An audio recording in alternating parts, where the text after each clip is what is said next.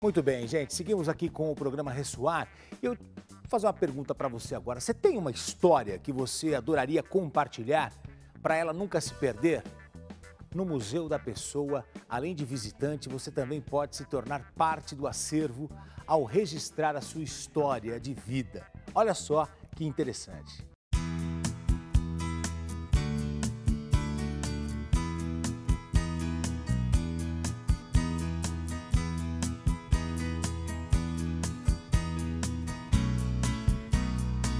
O Museu da Pessoa nasceu em 1992. Em 2017, serão 25 anos de história. O Museu da Pessoa é o primeiro museu virtual do mundo. Mas quando ele começou, no Brasil, não existia internet. Então, a pergunta era, o que vai acontecer com um museu de gente comum num espaço que não existe? E essa era a ideia que lá atrás um grupo de pessoas se juntou para realizar. O Museu da Pessoa é um museu de história de vida, onde toda e qualquer pessoa tem o direito e a possibilidade de ter a sua vida registrada e preservada para sempre.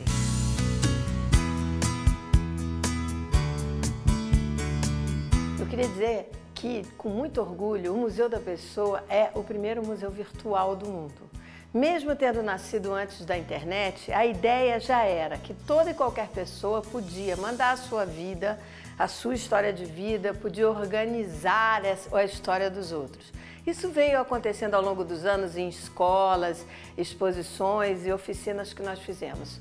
Agora, o Museu da Pessoa é uma plataforma colaborativa onde todo mundo pode mandar a história de alguém, do seu pai, da sua mãe, de alguém que conhece, em vídeo, em texto, em áudio, e pode também ver as histórias que estão no acervo do museu, mais de 20 mil, e organizar a sua exposição pessoal.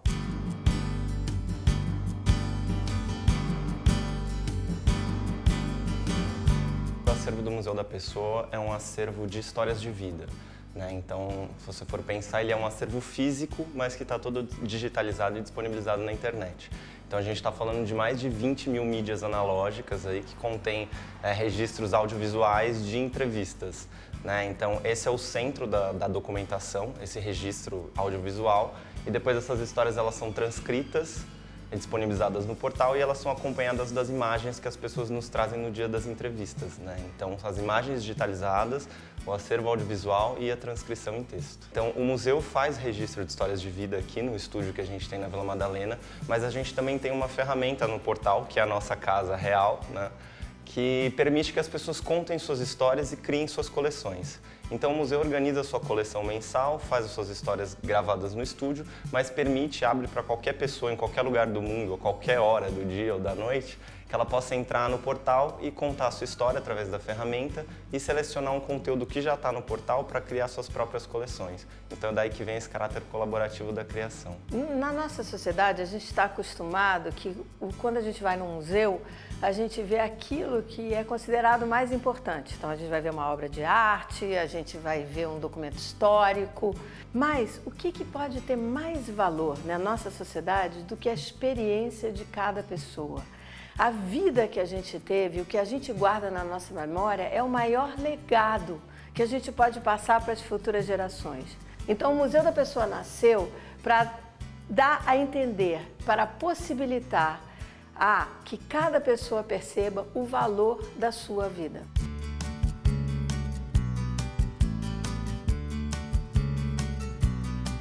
O Museu da Pessoa usa esse método, que é construir a história a partir da história das pessoas, para organizar, para além de receber a história de toda e qualquer pessoa, organizar também histórias de empresas, instituições, sindicatos, comunidades e escolas.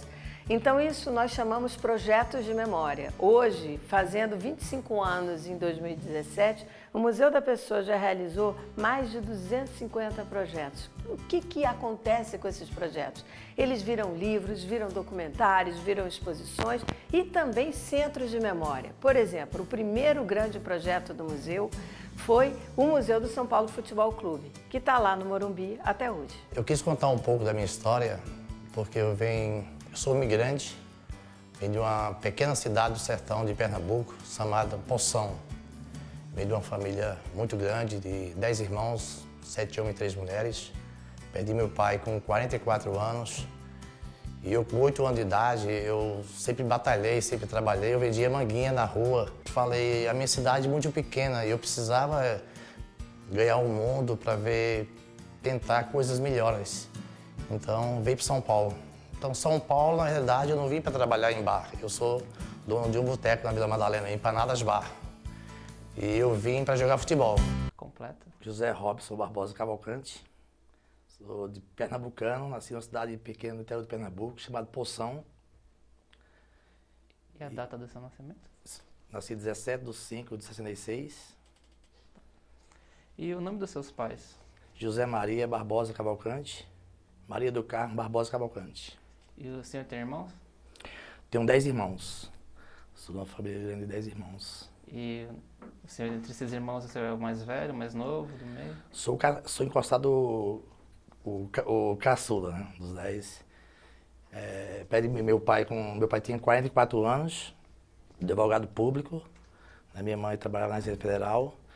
E eu perdi meu pai com 44 anos, ficou 10 filhos. Minha mãe, guerreira, cuidou dos 10. E aos 14 anos eu vim para Recife, estudar em Recife. Vim jogar futebol, joguei no Sport Clube de Recife, joguei no Santa Cruz. E para São Paulo veio junto 3 pessoas. Veio o Marlon, que era ponteiro direito profissional do Santa Cruz, Gabriel, 13 da Paraíba, e eu que era juvenil do Santa Cruz. Chegando em São Paulo, não deu certo a transação, os empresários começaram a brigar, a discutir. Aí minha irmã disse, poxa, não quer ficar aqui uma semana em São Paulo? Eu falei, não, cidade louca, tem prédio, não tem praia, vou embora e tal, né? Eu falei, não, fica uma semaninha aqui. Nesse intervalo eu liguei para um amigo meu, fomos amigos de infância, que é o Léo, e ele trabalhava no Martim Fierro, que hoje é o Bar de Empanadas. Quer trabalhar num bar não, no botequinho aqui, tá? Poxa, sem fazer nada, só jogar futebol e estudava. Não, fica aqui um tempo, se você não gostar, você vai embora. Você tá onde, velho? Tô aqui na Vergueiro, próximo do metrô Vergueiro. Sabe em Pinheiros? Eu não sei nem descer do prédio, imagina em Pinheiros. Ele falou assim, eu vou te buscar. Beleza. Cheguei aqui, pessoal tudo cabeludo, né? Que era Raul Seixas, essa época do Raul Seixas, pessoal dos cineastas, diretores, o pessoal era tudo, na época, tudo cabeludão, né? Eu falei, nossa, esquisito o pessoal aqui, eu não estava muito acostumado. Nossa. Aí ela falou, não, vou falar que a tua mãe tinha uma lanchonete e tu era o cara.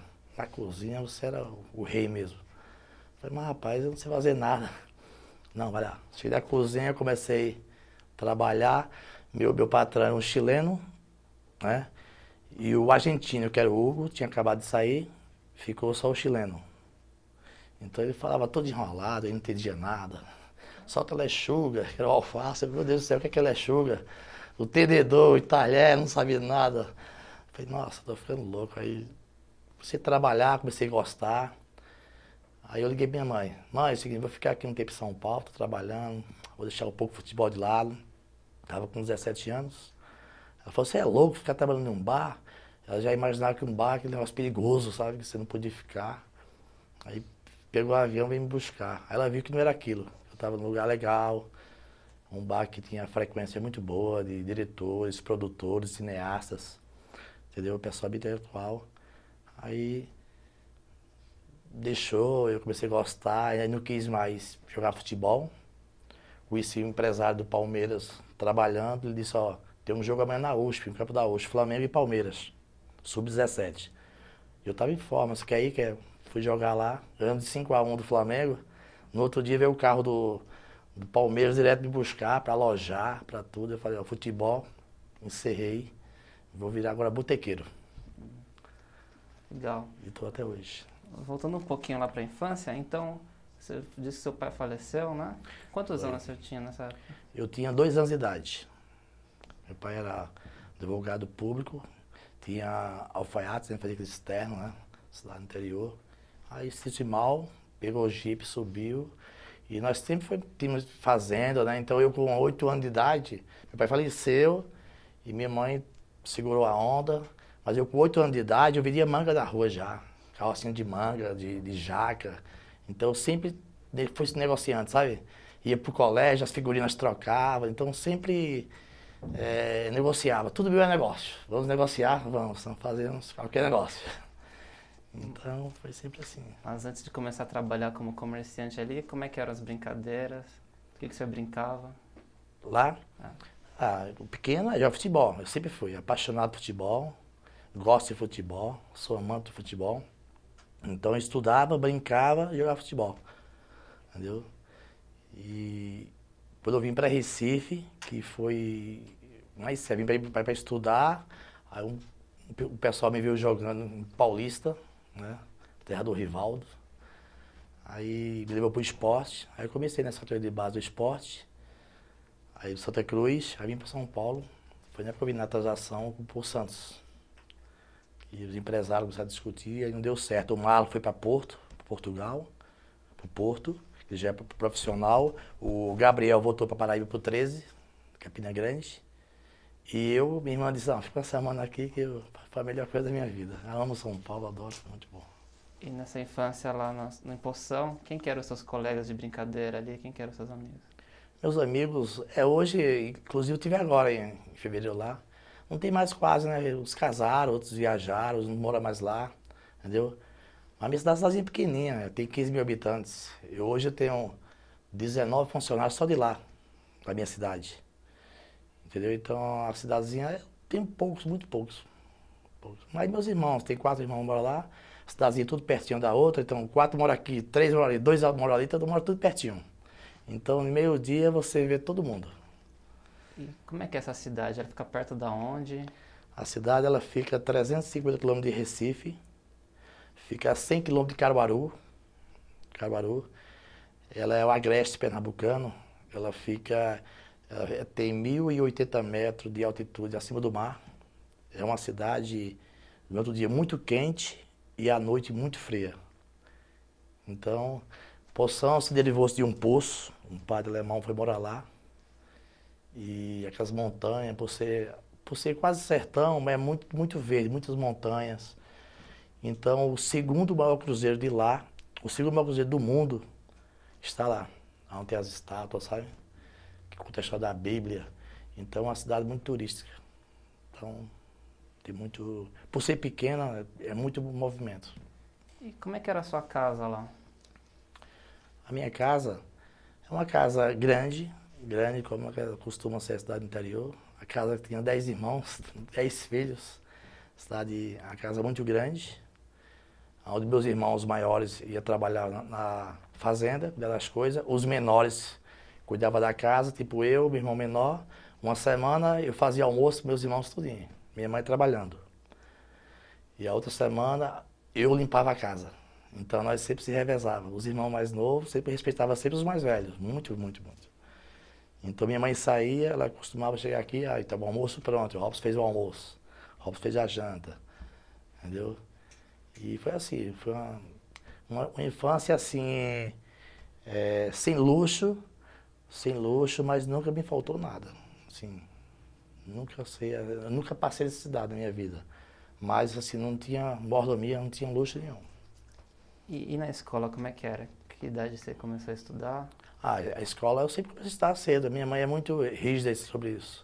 Na escola e religião, a missa às 7 horas da noite, ela olhava todo mundo, se os 10 estavam na missa. Olhava, aí se eu me encostasse atrás de um pilar, dizia, não vi você estava onde? Eu falei, não, mas eu estava atrás do pilar. Mas não é atrás do pilar, tem que ficar na frente do padre, precisa olhar para o padre. Teve uma vez, foi muito engraçado. O padre começava a pôr cinza, né, tomando ajoelhado, né? Só que aí eu achava que o padre tinha passado, eu me levantei, derrubei o montecido de padre no chão. O padre, comunista, comunista, comunista. Eu saí correndo, isso eu não esqueço nunca. O padre fazia vum, vum, aí a cinza vinha, né? Aí vinha, quando eu levantei e derrubei a cinza no chão, lotada a igreja. Nossa, ali foi a coisa que eu não esqueço mais nunca. E falando que você ficava na cozinha e ajudava, uma semana era você, seu irmão menor, quando você ia para lá, o que você fazia, o que você preparava, o que você gostava de fazer? Na minha casa? Isso. Como não tinha muita opção, a gente preparava o que tinha, né? O básico, né? Tinha um feijão, tinha um arroz, carne sempre tinha, que a gente tinha fazenda, né? Tinha muita criação, né? E o básico, nunca teve... Eu sei que até hoje eu não tomo sopa, porque eu tomei muita sopa na minha vida. É muita gente e fez muita coisa, entendeu? Então o básico era muito legal. Não era... Mas desde pequeno que era assim. Depois o pessoal... É uma família grande, mas muito unida. A minha família é muito unida, muito. É uma coisa fora do comum mesmo. E você mencionou que começou a trabalhar bem cedo, né? 8 anos de idade. Por que você começou a trabalhar e o que você vendia? Eu vendia muita manga, jaca, porque a nossa fazenda, ela tinha um plantio de manga muito grande. Então na época de safra de manga era muita manga. E a única forma de a gente ter o dinheiro para ir no cinema, eu chegava no cinema, ficava esperando, quando faltava 5 minutos para acabar o cinema, o cara dizia, não pode entrar todo mundo. Aí nós entrava, porque não tinha dinheiro para entrar, né? E no circo tem que gritar o palhaço, hoje tem espetáculo, tem que senhor, 7 horas da noite, sim senhor, para poder entrar no circo de graça. Aí nós entrávamos no circo. Até um dia, não esqueço mais, mãe deu uma pisa em mim, uma pisa chama, né? Uma surra, porque eu rasguei a camisa, passei por baixo do arame no circo, nem enganchou, aí rasgou de fora a fora. Aí eu escondi aquela camisa, falei, não vai ver essa camisa, não é possível, 10 filhos? Ó, essa camisa vermelha, eu não tô achando aqui, viu? Rapaz, é o que eu falei, o bicho pegou. Então são essas coisas que eu acho muito legal, que me fez a gente crescer muito. Eu tenho saudade, eu fiquei com raiva naquele momento, mas eu vi que ali é o reflexo de hoje. E hoje eu acho muito bom. E essas mangas que você colheu ali no quintal, onde é que você ia vender? Na rua, uma carroça, tem uma história com as mangas, se eu contar, você não vai acreditar. Na carrocinha, e vendia manga espada, que era manga espada, tem a manga rosa, que é bem rosa, né? E a Maranhão, que é uma manga bem grande. A manga, espada, rosa, Maranhão, na rua, sempre foi, né? E um belo dia, carnaval, aí veio o pessoal no frevo, pulando, carnaval de rua, né? Interiorzinho era assim antigamente. E o cara olhou pra mim assim, aí pegou uma ladeira assim, pegou o carrinho de manga e virou, as minhas manguinhas, ladeira abaixo, e eu chorava. Eu não esqueço nunca, isso foi muito engraçado, né? Naquele momento me deu um ódio, mas depois eu começo a levar, eu começo a conversar com pessoas, feito o Sacha e outras pessoas, e morrem de rir comigo. Robson, era tão bom aquele tempo, né? Então E como foi que você começou essa atividade? Foi uma decisão sua? Alguém te ensinou? Alguém ia com você no começo? Não. Não, porque assim, eu vi aquela fartura no sítio, né? A família é grande, então, aí você via o pessoal ir para as festinhas, pro cinema, entrava, aí, então a minha família era grande, minha mãe não tinha dinheiro para dar para todo mundo, entendeu? Aí qual a única forma que tinha? Eu tinha o sítio, tinha frutas, tinha goiaba, então eu vendia na carrocinha, isso, vendi muito. Com o tempo fiquei maiorzinho, com 11 anos, 12 anos, trabalhei numa feira, vendia tomate, vendia alface, vendia coentro, sabe? Comecei a fazer a feira todos os sábados, né? Vendia passarinho na feira, bala na porta de cinema, então, e tudo. Então foi uma coisa, o comércio tá em mim, né? Impressionante, tá em mim. Tudo que eu faço, graças a Deus, tudo que eu faço, tem clientes que falam para lá, nossa, Robson, o que você põe aqui e vende? A Ambev fecha o contrato comigo, eu disse, não vai vender, viu? Robson, se você pôr, vende, viu? E não tá vendendo, ela fala. Então a questão é sorte. A vida é assim, é sorte, ser muito correto do que você faz, se dedicar bem no que você faz, fazer certo. Acho que você... Minha mãe sempre falou, por ela foi mãe e pai ao mesmo tempo, né? Ela falou assim, filho, onde você andar, não deixe rastro. Isso eu passo para meus filhos hoje, do mesmo jeito. Não deixe rastro. O que é seu, é seu. O que é meu, é meu. Então, isso aí fez com que eu vim para uma cidade grande. Imagina você vir no interior de Pernambuco, todo matuto, chega na Vila Madalena. Tudo bem, na Vila Madalena antigamente era um bairro, não era o que é hoje. Um bairro super gastronômico, balada. Entendeu? Quando você fala hoje de gastronomia, vida noturna, você fala de Vila Madalena, né? E eu, aquele matuto, servindo Raul Seixas, servindo Antônio Marcos, Zé Luiz Pena, servindo muita gente famosa ali, entendeu? Então eu ficava todo meio envergonhado, mas fui me soltando, depois dizia, ó, os Terra Seca, vamos lá no bar dos Terra Seca, chamava a gente. Então é muito bom pra gente, então foi muito gratificante. Acho que a minha infância, ela foi o reflexo de hoje, com certeza. E como é que foi conciliar esse trabalho na feira, vendendo manga, com a escola? Com a escola. A manga, a escola de manhã. Estava sempre de manhã.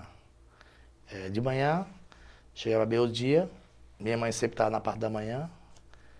Meio-dia, à tarde eu tinha o sítio, né? Tinha um sítio. A feira só é nos sábados, que é o dia da feira, que ninguém... É o dia da feira, a cidade para, né? Para. Então, deu para conciliar. Dá para conciliar tranquilo. E dessa feira você tem Hoje é muito mais complicado conciliar os compromissos, tudo. Tem que estar muito ligado para poder você dar conta de tudo. Aos 14 anos eu vim para Recife, estudar em Recife.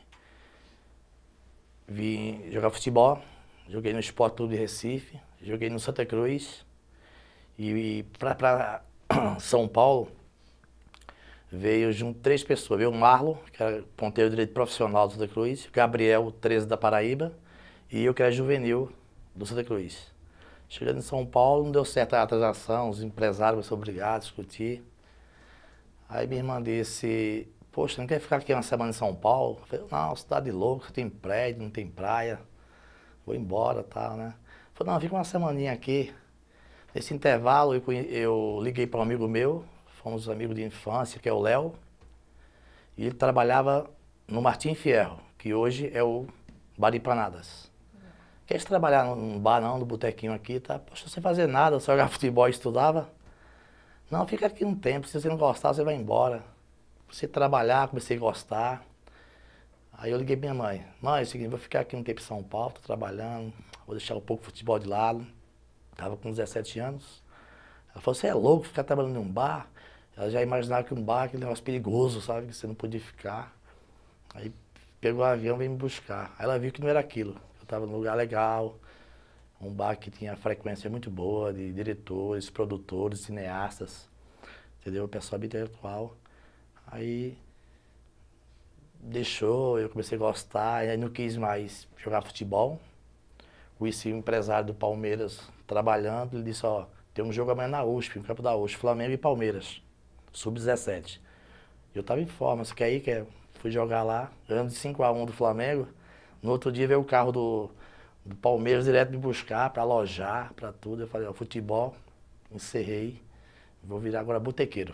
Eu sempre fui apaixonado por futebol, gosto de futebol, sou amante do futebol.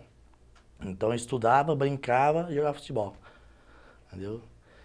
E quando eu vim para Recife, que foi mais sério, vim para estudar, aí o pessoal me viu jogando em Paulista, né, terra do Rivaldo.